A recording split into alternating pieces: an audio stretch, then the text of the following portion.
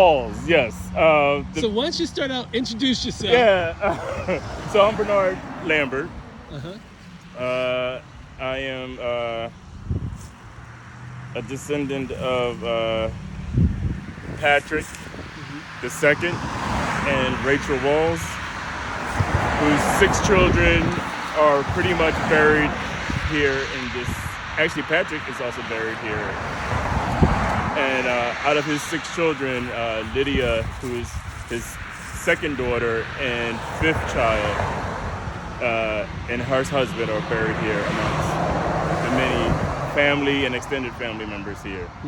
And so they don't have graves here, unfortunately.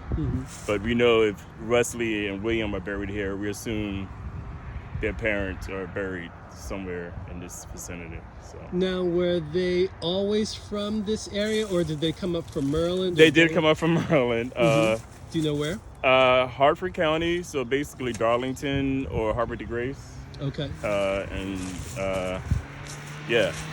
they all migrated here, and probably starting probably the late 1820s, 1830s, and slowly, as you know, each family member or each sibling came up.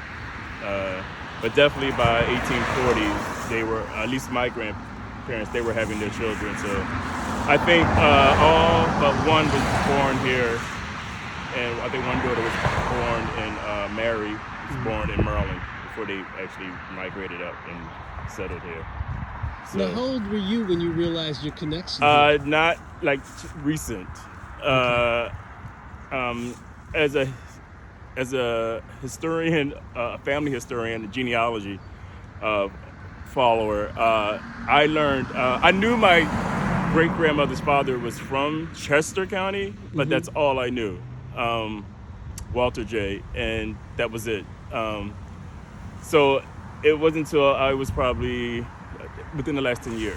Okay. Finally doing Ancestry, taking my DNA test, filling out my family tree, and then going back. And knowing that my great-grandmother and then knowing her parents, that gave me a head start to be able to connect.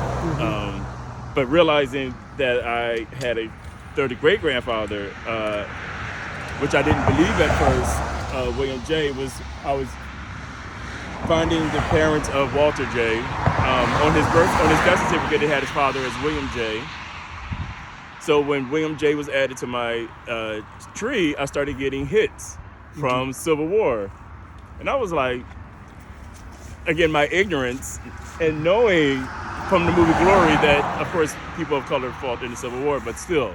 And so I was like, until I started seeing colored on all these paperworks, and then I started seeing Lincoln, because this place is described as Lincoln, it's Oxford, it was at one point Hensonville. So seeing, it's like when you're finding like everybody, like there's a million William J's, but then maybe there's the dates. So you're not sure this is quite the William J, because it could be another William J. So until I started seeing dates, places fall in place, then I realized that this was indeed William J.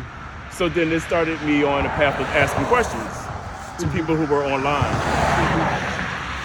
Because again, I didn't know this was such a place. None of your cousins? Well, see, the thing is, I think a lot of people leave, when Walter left here and moved to Philadelphia,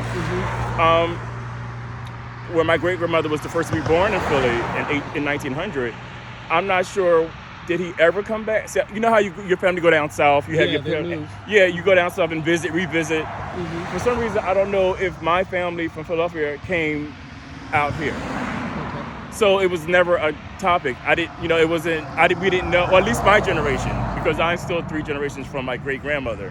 So my mother never knew or talked about it or asked. Her father had passed away when she was a kid, so she couldn't ask him, or I don't know. So it took me to start asking questions, and then I found Hershey Gray online on Ancestry and asked him some things.